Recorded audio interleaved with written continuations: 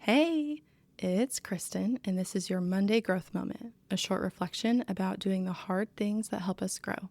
Let's get into it.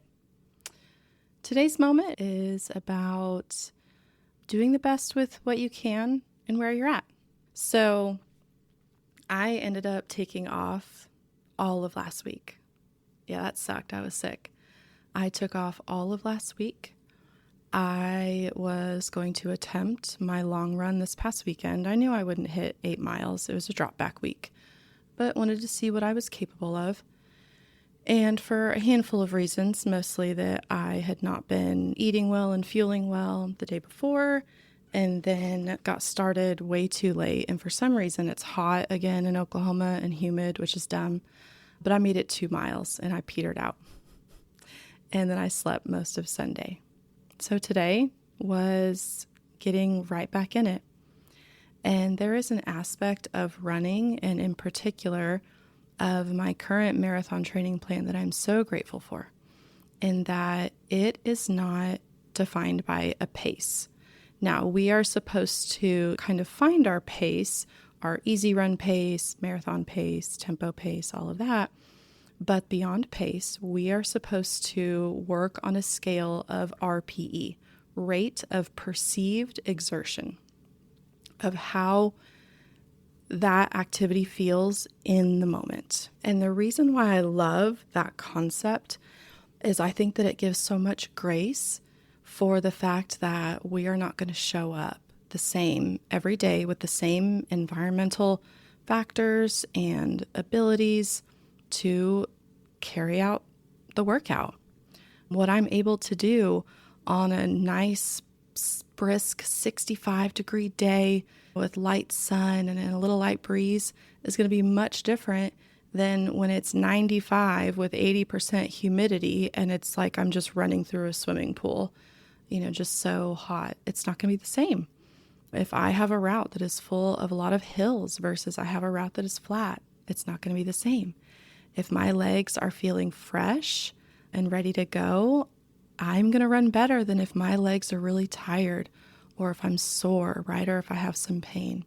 And so I'm so grateful for this RPE scale, the rate of perceived exertion, because this morning when I got back into it, I said, okay, I know the typical pace that I do for this workout, and we're just going to see how it feels because I've been sick for a week. And it'll just be okay with whatever it is. And I walked more than I have lately. I ran a little too hard. I probably should have backed off a little bit, but that's okay.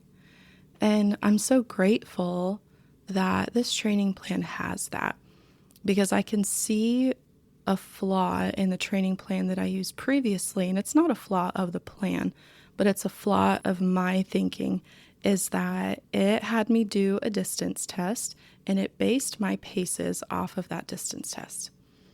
And I can now very clearly see that those paces didn't reflect what I was actually capable of. And I think part of why my performance in my first marathon was not where I wanted it to be was that I was running too fast. For the kind of paces and the efforts that I needed to hold, it was too fast. But my brain said, no, this is the pace that they said. This is the pace that my distance test showed.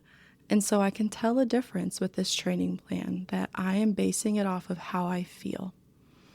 And that's a good thing, because it gives grace for the days when things are hard.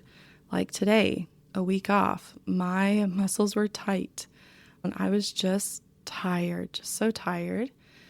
And I did my best. And maybe sometimes my paces won't be the same, but I still did the best that I could today based on what I had. And that's all that we can do, right?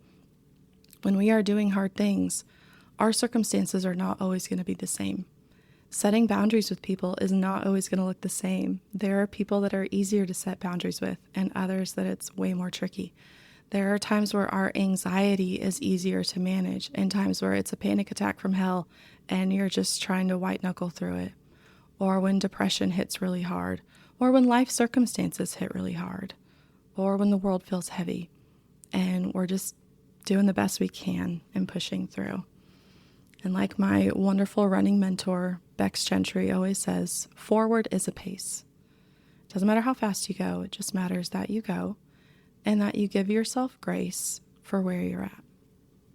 And so I allowed myself to go slower than I would have normally. I needed that. And I know that I will build back up to it very quickly. But I'm very, very grateful for the reminder to run based on how I feel, not some predefined pace. And I also want to say that it would be really easy to get down on myself, right? That I took a week off of training, that it's going to negatively affect me. And all I had this morning was gratitude of that, you know what? My body probably needed the rest. My shin splints probably needed a rest. Mentally, I probably just needed a break. Training has been very grueling. It's very hard for me. As much as I love to run, there's a lot of aspects about it that are very hard.